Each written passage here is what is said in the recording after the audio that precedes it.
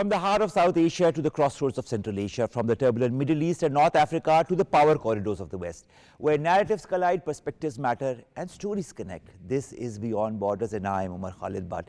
As always, during the course of the show, we'll bring you stories from across the world, in a world that we consider in our show without any borders or boundaries, and bring you issues, discuss issues that are extremely pertinent in this changing 21st century. We'll begin with the top stories of the day, or as we call them, region lines.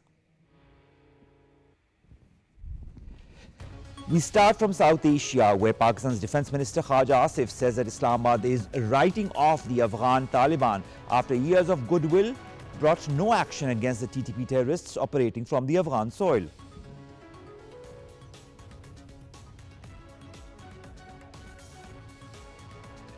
Meanwhile, Beijing says Arunachal Pradesh is a Chinese territory illegally set up by India. In a news briefing, Chinese Foreign Ministry spokesperson Mao Ning says Beijing never recognized the so-called Arunachal Pradesh and of course its actual name is Zangnan.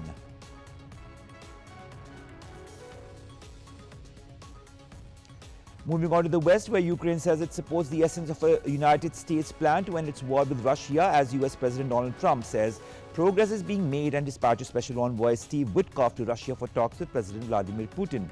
Meanwhile, Russian Defense Ministry says its air defenses have intercepted 33 Ukrainian drones during attacks on the Belgorod, Vorozhne, Lipetsk and Bryansk regions.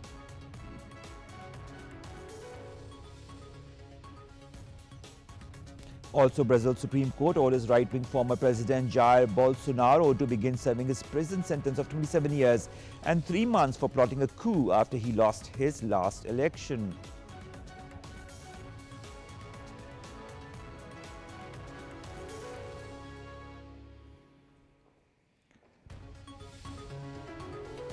And lastly, the UN Human Rights Office says that at least 127 civilians have been killed in Lebanon in strikes by the Israeli military since the ceasefire nearly a year back, and calls for an investigation and for the truce to be respected.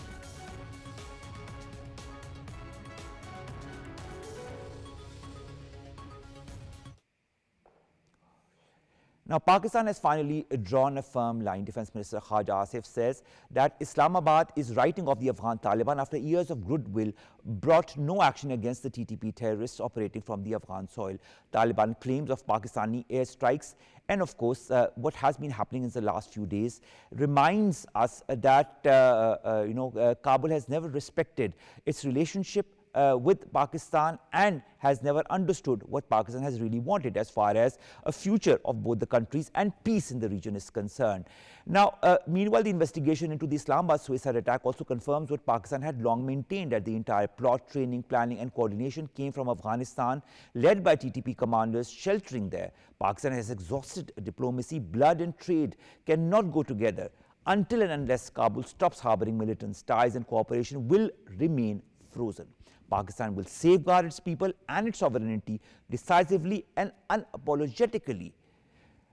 We will, of course, continue this very discussion and the different, interviews that have been given in the last few days and all that has been happening in the last few weeks from the Afghan side, and what Pakistan will be doing and should do, and how the other regional countries should also respond to the current, regional tensions between Pakistan and Afghanistan. We have been joined by Dr. Aqab Malik. He's a geostrategic expert right here with us in the studios. And we've also been joined by Brigadier Shahid Jagir. He's a defense analyst and he joins us online. Thank you very much, Brigadier Sahab. I see you. And of course, I hadn't seen you in a long time, so welcome back to our show. I'll begin with you, Aqab. How long, in your point of view, Pakistan can be expected to tolerate Afghan Taliban inaction against the TTP terrorists when Pakistan has already invested decades of hospitality, security, economic support for the Afghans? How much more should Pakistan do to make Afghanistan or the Afghan Taliban government understand the reality? I think the situation is extremely dangerous at the moment. As far as Afghanistan is concerned and Pakistan, our relationship with them has taken a nosedive very quickly, recognizing that the hospitality that we had for them, how we engaged them, supported them in many ways, to the detriment of this country and the threats that we faced. So it seems like more than anything else, a betrayal. And this is not a light word. It is a betrayal in many ways. Look at how Pakistan has supported, its brethren in Afghanistan, and how Pakistan has stood by them in the last decades. I think it's more important than that, just that. I think it comes down to, and I've mentioned this many times before, the ideological difference that we have there, though, as well, and we must recognize it. And then that also makes us understand the difference between us and them as an organized, functional state in the global community, which is what they're not acting as, not recognizing the necessity to act as a globally recognized state, because they're not globally recognized. And I think they're still acting because they've been in the field for so long, for 20 years fighting the Americans, that they still feel that they need that kind of gusto and act as if they're a ragtag group oriented towards the ousting of foreign occupation, which we are not. See, now they own a state. And in due regard, if they want recognition around the world, they must act like a state. And the biggest fear that the rest of the world had, and one of the reasons for the invasion in the first place, was their holding up and supporting non-state actors that were attacking other countries from within Afghanistan. And this is continuing. And this was the fear all along in the West especially. And we faced the brunt of this, and the brunt of our support in a way, in Pakistan. And we know how many people we lost. Over 80,000 civilians, maybe 20,000 at least. No, but the fact is, Dr. Aqab, that despite all of that, despite Pakistan going time and again to Afghanistan to make the Afghan Taliban government understand the reality of the situation, it refuses to. It says one thing and then reverses its decision. And then we hear that all the terrorism that is happening in Pakistan is Pakistan's internal problem, when all of the problem that is emanating in Pakistan is coming from the Afghan side. That is something, that is a reality that they are not accepting. Well, there is some truth to that, but there's also a time for digesting the situation. And that's what I say about an organized state in the international community would digest the information that they have about the situation and what they're doing, and recognize the fault lines that are there, recognize the consequences. If you talk to about their the own fault states. lines, I'd like to ask Shahid Jagir Sahab. Shahid Jagir Sahab, let's talk about the fault lines. Why are the Afghan Taliban refusing to curb the activities of Fitna al-Kharij or TTP from the Afghan soil into Pakistan? What is stopping them? Thank you very much, Khalid. I'm very grateful that you invited me in my comments. Look, we need to understand the environment now. We know the environment of the last 4 decades, and as you have said very rightly, that what Pakistan has done for Afghanistan as a brotherly country and a Muslim country and a neighbor, I think it's a history. No other nation in the world has sacrificed so much, economically, politically, development-wise, and the casualties which we suffered in terms of men. Even we have sacrificed our next generation in this terrorism fight. So, at this moment, the logical reasoning for asking the Taliban to rein in the TPP, I think there is enough logical reasoning has been done. As Khwaja Asif, our defense minister, has said, that we asked just one point during the discussion with them, hosted by Qatar and Turkey, that rein in the TPP from creating terrorism in Pakistan. But they, despite having recognized that this terrorism is being eliminated from the soil of Afghanistan, they have not been able to do anything. Pakistan has been very patient previously that we were thinking, and the thinking was that the Afghan interim government is in the initial stage. Their foothold is not that strong that they, and we gave that time to them. We absorbed them. We, Pakistani people have sacrificed for them. But it is a high time now that their war economy, what I always used to say, the Afghanistan war economy, dependent on this TPP actions and other factions actions, is very detrimental to the security concerns of Pakistan. All right, Brigadier Sahib, I'd like to, before we move a little bit further, I'd like to also understand, given Pakistan's disciplined military and strict code of conduct, how damaging are the Afghan Taliban's baseless allegations of airstrikes, and what motives, in your point of view, might lie behind all of these false claims that have also been debunked by our DG ISPR? Yes, the ISPR very rightly has said that the Afghans are now, Afghan Taliban are now allegating Pakistan on a baseless thing. The environment is very different now. Environment is different from 2014 when Pakistan was fighting a war for survival.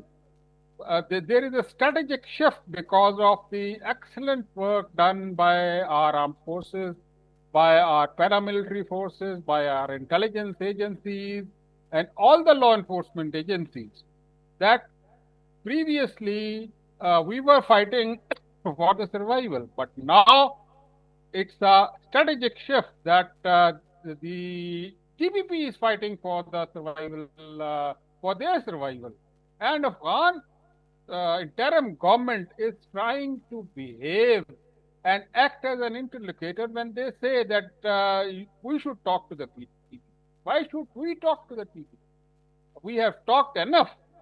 And the best mode of counter-terrorism is that you hit them back as severely as they do, so that when the pain and aggression and the fear which they impose on us, if we will not impose on them, they will not get stopped.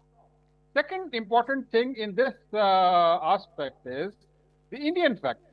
The Indians have, the Taliban government has been embraced by Indian government, which is an arch enemy of Pakistan. And this is the right opportunity to fund, train, and launch them in Pakistan to create a law and order situation when Pakistan is taking off diplomatically. And the third important thing is that USA has left us $7 billion of small arms, night vision devices, and all the gadgetries needed for counterterrorism when they were fighting as ISF force. So that is contributing, and America, USA has not done anything to either pressurize the Afghan Taliban to return that those gadgetries and weapons. You see, all the weapons which have been confiscated from these TPP attackers are Americans. Even within the night Pakistani vision territory as devices well, are Brigadier abandoned. Jagir Saab, and that is very true. I understand your perspective that these weapons are being used, continue to be used against Pakistani interests, and that is of course a very important angle to it all. And the pressure needs to be put as far as at least the handing back of these weapons is concerned, but that will doesn't seem to be happening as we speak. Aqab, I'd like to understand, Brigadier Shahid Jagir Saab highlighted a little bit about the Indian role as well. I know you wanted to add something to the question that Brigadier Saab had said. I'd also take that, but I'd also would like your point of view on the whole Indian proxy angle in all of that, how India has been pushing Afghanistan through various means and various strategies to move against Pakistan, not the first time. And I'm sure this is a strategy that has been continuing in the last few years, but has been strengthened by this current interim government as well. What's your take on that, and what's your addition to what Shahid Jagir Saab had to say? Let me just respond quickly Okay. to this, so Go ahead. then we can continue with the main question here. I don't think violence, just violence, is the only option that we have. I think, yes, we need to use a stick, but we must have another approach as well with a carrot. That is, But haven't we talked enough with them? but it's not just talk. Physical inducing and trust is going to be different because difficult because of ideological constraints that we have, because of their affinity in ethnicity and clan structure and language and other things with How long will we TDP. talk? I mean, what But- should be the limit of these? The limit is the fact that we need to make sure our sanctions on them bite. Last week, the permanent representative from Denmark on the sanctions committee that looks Yes, she was very candid on as she far was as very that's concerned. candid, indicated that TTP is contributing to attacks from the soil of Afghanistan. And this is research that's done by the United Nations, and it's absolutely credible. So at the end of the day, we have international support on this.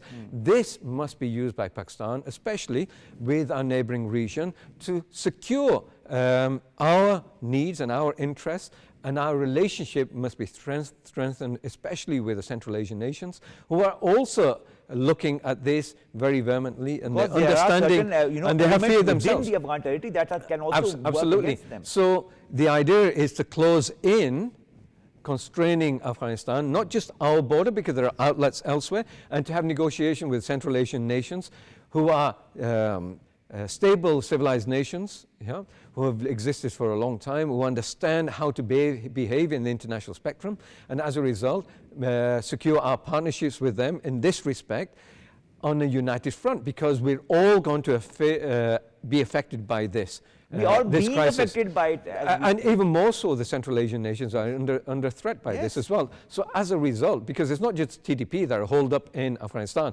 many other non-state There are many actors other such that are non-state detrimental actors. on the international environment, especially towards Western countries. So pressure must be made to bear on Afghanistan that any economic future that they may think they have, and as he mentioned, the war economy, they can't continue to exist on a war economy because they will need to be a civilized and strong state actor, not a non-state actor, and think about the ways they want to do that. But that is also a huge question mark on them being a strong state actor or not, because that they are not really, we are not seeing more enough of that as we speak. But this is the point we're making altogether at this moment in time, is that they need to act like one, to be treated as one. Agreed. Shahid Jagir Saab, I'd like to understand from you, when Dr. Aqab talks about pressure that needs to be put on Afghanistan by other countries apart from Pakistan, how important could that role be, and which countries do you feel can exert a necessary pressure? Will they be Central Asian countries? Will that be China? Will that be Russia? Will that be the US? Which country, in your point of view, can wield the necessary pressure to change the Afghan Taliban's tactics vis-a-vis Pakistan? Look, the laws are for the people, those who are human, those who abide by the human laws. At the moment, the TPP does not abide by that. So how you can handle them? How you can take them? Now, it is important to understand the culture of the Afghan people. Now, having served in FATA in the war on terror for 2 years as a brigade commander, I am very clearly know that even in the village, which are in north and south Waziristan, they know exactly whose animal is roaming around in the village. So how can they do that? These people have it's all a money game which is going on, and TPP earns money. I'm surprised that the video clips which were shown of the suicide bomber handler in Islamabad was not asked the question that why he, what, how much money he has got. So this is a money game going on, which is sponsored by India and many other countries. It is absolutely correct. The panelist, my worthy panelist, is absolutely correct that the countries, the United Nations, the neighboring countries should come up with the economic sanctions.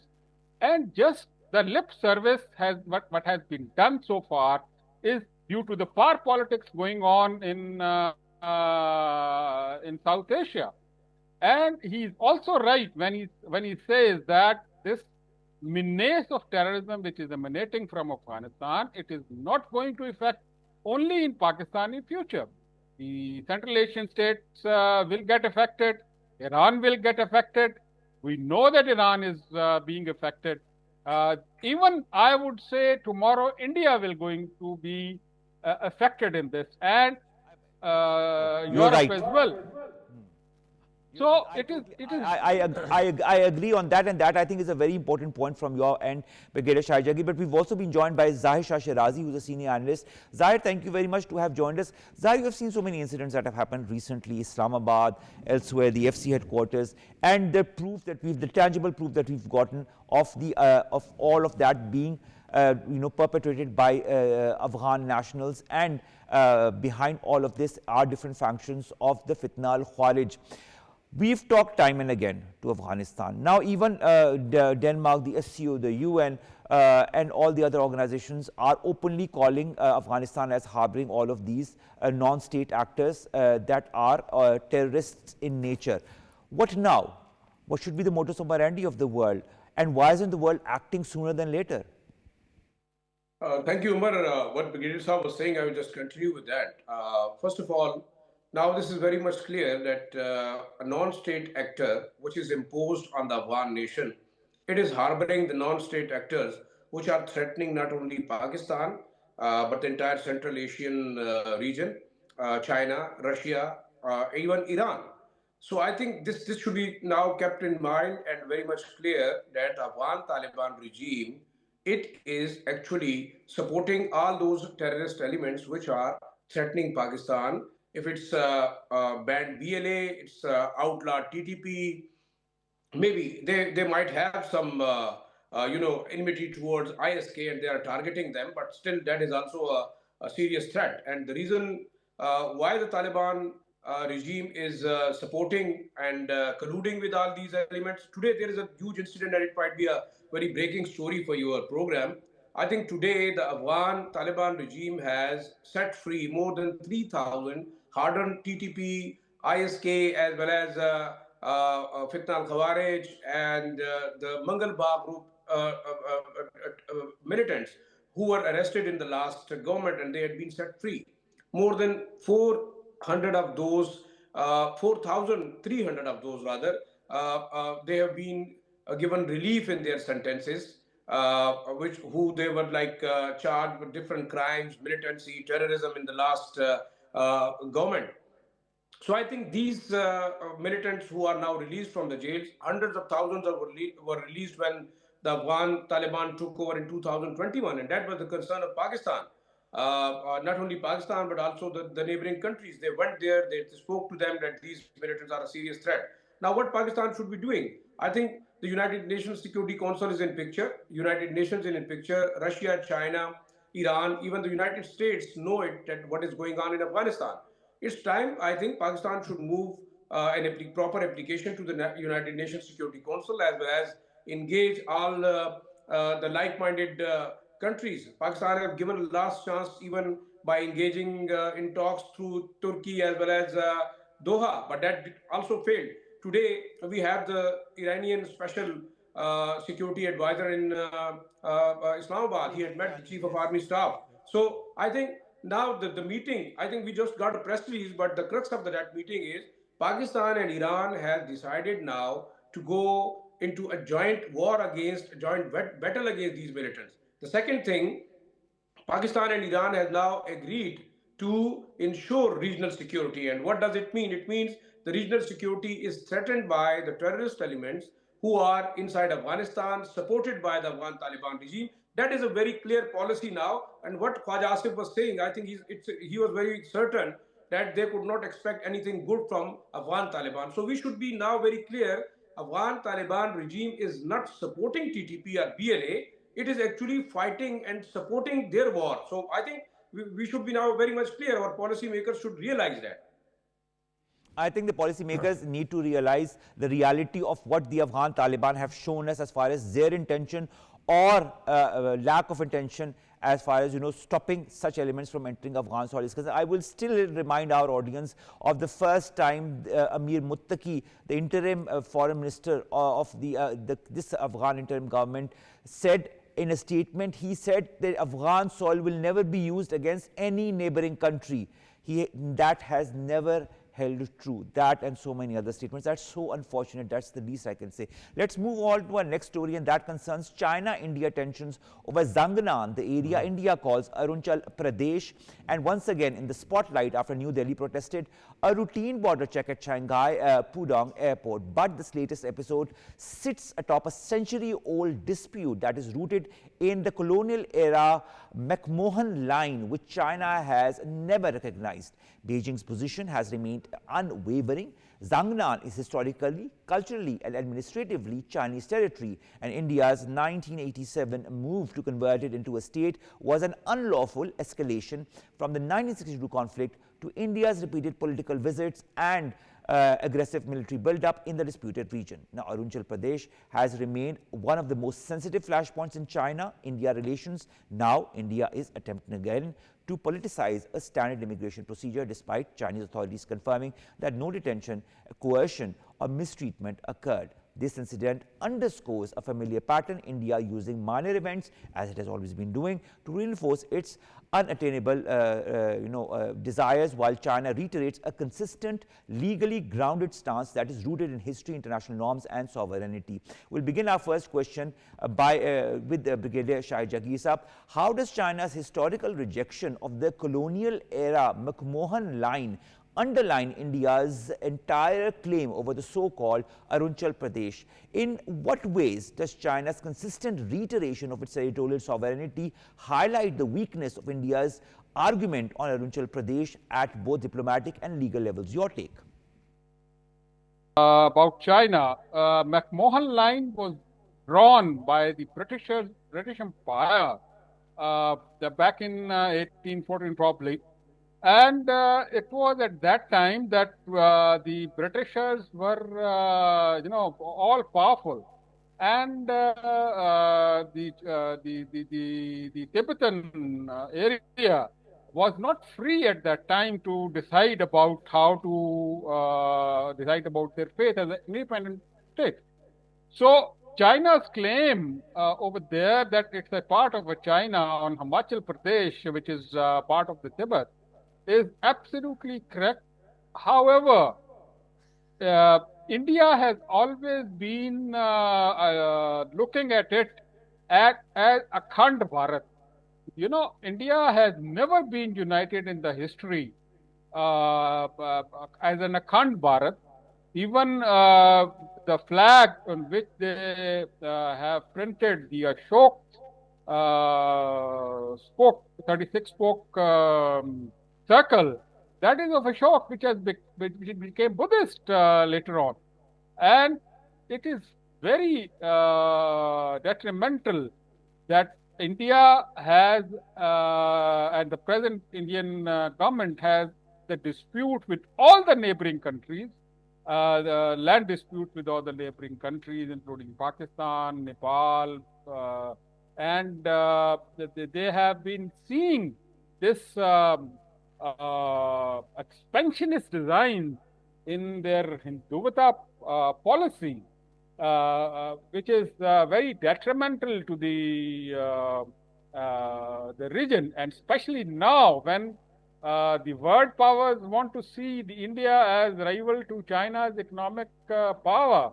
They are now all bent to not only cut to size Pakistan, but also stand up against the ambitions of the China. All right. Brigadier Saab, thank you very much to have joined us and to have given us your ample point of view as far as different important issues concerning South Asia are concerned. And of course, we will continue to have your presence in our shows later in the weeks and the months as well. Thank you very much again, sir. Dr. Aqab, is India internationalizing a small border inspection in Shanghai for a larger picture as far as its illegal occupation of Arunachal Pradesh, which is in fact Zangnan, is concerned? Is there more to it than meets the eye? Of course, there's a lot more to it than meets the eye. Both countries, China and India, on the areas that they hold, should I say, even though China does say that this is their own area, the whole of it, and they don't recognize Maham Line, both countries have solidified their presence through infrastructure building, military presence, and modernizing the infrastructure so they can provide adequate access throughout. China, no doubt, sees it as part of its own country. And this incident in itself is a testament to what happens on borders everywhere around the world. But we don't hear stories coming out of the countries to contest against border issues to such an extent when there's an individual involved because of some maybe minor but you know, the fact is, Dr. Aqab, all of this, there is a huge century-old dispute that, you know, India tries to unearth time and again through one mechanism or the other to reinforce its claim on Arunachal Pradesh, which China has been saying since, I mean, a century. This is not a 20-year-old, 30-year-old or 70-year-old conflict. This is a century-old conflict. China has never, you know, agreed to the McMahon line, and it says it never does. It says it is culturally and, you know, administratively Chinese territory. Why has there been no solution in all of these years and decades from the Indian side? Why has there been no reconciliation in your point of view? You've also got to see another aspect, Aksai Chin. A lot of this, in far as the Indians are concerned, to highlight one aspect to raise claim on another aspect as well. There is a dispute in Aksai Chin with the Chinese and the Indians. So this is an even larger territory in that respect. And when you look at that, you look at the border issue here, there's a working border at this moment in time. Okay. Even though China does claim that, and it's got a historical precedent here, India is highlighting this issue to take pressure off other issues that it's dealing with as well.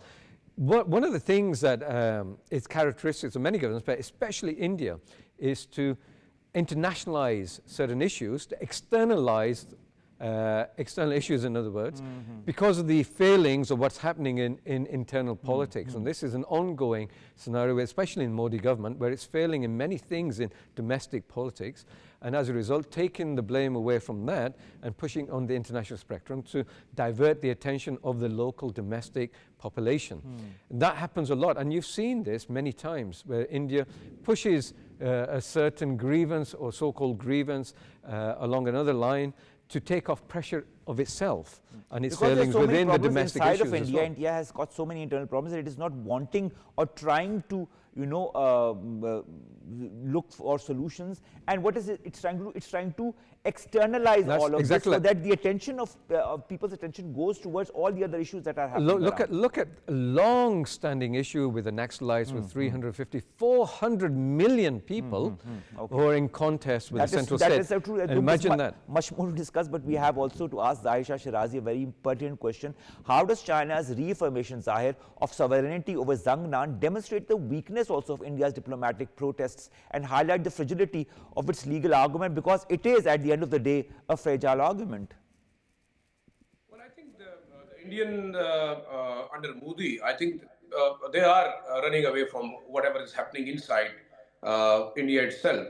If you see, it's this border issue is not only with China, but the Pakistani border issue is always being raised, and what is going on in the occupied Kashmir. This is a very much clear how much atrocities and human genocide is going on there. Then, if you see with Nepal, with Bangladesh, I think the same thing is happening. And a very important and pertinent thing, I think Dr. Saab mentioned the Chinese and Indian conflict about the border, but I would just go beyond that. What India is going to do on our western border, it has also been pushing up Afghan authorities to take up the issue of this controversial dividend line, whether it was like also undecided, but it was very much decided part of the partition when the British Empire had an agreement with Amir Abdurrahman, and it was declared a clear-cut border. But now you have seen on both sides, on one side in China and the other side with Pakistan, they are prompting and pushing up the Afghan Taliban regime to take up this issue of the dividend line. So I think, again, I would just support what Dr. Saab was saying, what Brigadier Saab was saying, that externalization of this issue is just, again, India after this defeat on May 9. I think it was very much clear that it is no more a regional power which can contest China. So on such like issues, it wanted to keep the mill running in media and highlight that they are so much powerful that they can contest China, they can go into some border dispute. Otherwise, I think if we go by the ground realities, I think it will not be possible even by force if it can contest the border conflict with China. Even the Pakistani authorities, I think Pakistan government is fully backing what Chinese claim have on the Indian-China borders. But actually, based on essentially our conflict, Zahir, the fact is that the reality is what it is in front of us, but India cannot, distort the reality, whether it be what is happening in Arunachal Pradesh or what is happening in Indian illegally occupied Jammu and Kashmir. It might try as much as it wants, might, use its media for whatever designs or its administration, but the fact remains the fact and the reality remains the reality. Stay with us, Zahir Saab. Let's now take you to the West.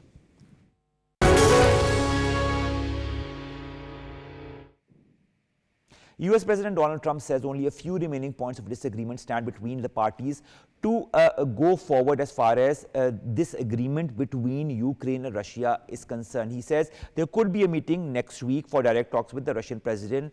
Trump has also signaled that he hopes to meet both Putin and President Volodymyr Zelensky once negotiations reach their final stage. This revised proposal is another, update of that 28-point proposal that Donald Trump had pushed forward a couple of days back, and this, of course, has removed certain points of contention from the Ukrainian side. The European Union still has a lot of reservations on that, specifically the French president, who said that very openly. But the question is, will this move forward and how quickly will it? My first question goes to Dr. Aqab. Dr. Aqab, how significant is the decision to send U.S. envoy Steve Witkoff to Moscow? What does it indicate about the current fate of negotiations between Washington, between Moscow and Kiev, in your point of view? I think there's a perception that the U.S. is aligning with, Moscow. To some extent, as far as the Ukrainians are concerned, they're feeling left out in this. But let me see what the consequences of this might be, because there's quite a lot of division in Europe about this. There's several nations who are thinking about supporting the 28-point peace plan, whilst other nations are adamantly against it. It has been revised. This 28-point peace plan has been revised since. Okay, so. But the point of the matter is, where is the peace plan from? A lot of some of the countries are trying to find out exactly where the original peace plan was from, and I think it's more conjecture rather than looking at the actual content of the peace plan, because they want to make a blame claim on this maybe in the future. However, having said this, the two parties that are in contest at this moment in time, Russia and Ukraine, must be on board. There cannot be a peace plan without Ukraine being on board. They must be able to accept whatever peace negotiation there is, that they're part of this process. Without them being part of this process, there can never be a peace. True. No doubt. At the end of the day, when it They're all stakeholders in it. they are the major stakeholders. It's Ukrainian territory which is at stake here. And no doubt they've been fighting this war for a few years for maintaining their sovereignty to some extent. But there are other issues involved. Now, for a peace plan to work, Ukraine must be able to negotiate its own conditions as well, okay, and be accepting of whatever negotiated settlement there will be. Otherwise, there can never be a peace. It will be an unsustainable peace. And then it could lead to further and there's a conflict political later pressure on Zelensky from his government as well. You know, he has to report back to it as well if he wants to sustain himself politically. But there are a lot of people dying here. And we have to consider the effects of war on the economy, on the people, the civilians, the human rights abuses that are taking place on all sides, and the attacks now deeper into Russia, for example, by the Ukrainians, and utilizing drone warfare as well, which they're becoming more successful in. So this will have an impact on both countries. All right. I'll go to Zahir. Zahir, you know, both the Ukrainian sides and the US side say that there are now some common understandings on core elements of this peace plan, but there are still a lot of reservations as far as the European Union go. What are, in your point of view, the key differences between the original 28-point peace plan and now the revised plan that is being touted by the West and, of course, by the US as well? And in your point of view, what are the major concerns that the EU has as far as this peace plan is concerned? Well, I think the terms and conditions which are put forward by the Trump administration, I think they are some kind of technical glitch, I think, with Zahir. So I'll put the question to Dr. Aqab. Yes, Dr. Aqab, in your point of view, what is the hesitation from the European side as far as the peace plan is concerned, and what do you feel have been the changes between the original 28-point peace plan and now this revised plan? I think they've had some input, but originally the issue was that they're not being taken seriously because Europe is being directly affected. And I think there's a sense that they want to finish this conflict off without a durable plan, durable peace. And maybe it's seen in Europe that there is a certain degree of reward for Russia for taking the territory and no backlash as far as that's concerned. So that's what the European fear is. And that could lead into further problems later on if there's any further, I wouldn't say invasion, but conflict with Russia later on. Well, Who can they rely on? These coming days are extremely important as far as the future of this peace deal or any peace deal between Ukraine and Russia is concerned. Zahir, what we were talking and then we were kind of disconnected by this technical glitch. You were saying? I can't hear you, Zahir, so can you kindly unmute? All right, I think we have kind of lost Zahir Sherazi. Thank you very much, Zahir, to have joined us, and thank you very much, Dr. Aqab, to have joined us as well. We'll end with these two important stories, the first coming from the West, and let's take you there. And that is, of course, interesting and important because this comes from Brazil. And Bolsonaro, the former leader of Brazil, has now been serving his 27-year and 3-month prison sentence after the court determined that his appeals had been exhausted. Bolsonaro was found guilty of plotting a coup following his 2022 election loss to Luiz Inácio Lula da Silva and will serve his term in federal police facility in Brasilia. The court documents reveal he had been attempting to tamper with his ankle monitor using a soldering iron, later attributing the act to medication-related paranoia. The court concluded that Bolsonaro had been completely aware of plans to assault Lula and his vice president and to arrest or execute Justice Moraes. Now, he has been barred from running for office, for public office until the year 2060, and that is a very important, move as far as the judiciary in Brazil is concerned. And of course, that means that the career of Bolsonaro is more or less over. Now, let's at the end take you to the Middle East and North Africa. Now, as far as the Middle East is concerned, we all know what Israel is up to. We all know what has been happening there. We all know about the atrocities that are being perpetrated. We all also know that the United Nations Human Rights Office has called for a prompt and impartial investigation into recent Israeli strikes in Lebanon, expressing concern that they may violate international humanitarian law. The appeal follows an airstrike on the Ain al-Hilwa refugee camp, which killed at least 13 civilians, including 11 children, making it one of the deadliest incidents since the ceasefire ceasefire that had happened between Lebanon and Israel in November 2024. Now, according to the UN, Israeli attacks in Lebanon have killed more than 300 people since the ceasefire, including over 120 civilians, while ongoing air raids and military deployments have prevented reconstruction and displacement and have displaced, in fact, more than 64,000 people. The UN also has raised concerns about Israel building a wall crossing into Lebanese territory, hindering displaced families' ability to return. The situation is unfolding, and we'll be also bringing you more details as they come along. But it is a very complicated situation, let's put it that way, of what is happening in the Middle East, whether it be in Gaza or whether it be in Lebanon. With that, ladies and gentlemen, we come to an end of today's Beyond Borders. It has been an exciting journey tonight as well. We've brought you stories from across the world, and we continue to do so to highlight you about what is happening across the world, in a world, as I said in the beginning, that we consider without borders or boundaries, and stories that are extremely important in this changing 21st century. Stay tuned to more coming up right here on Pakistan TV. Allah Hafiz for now.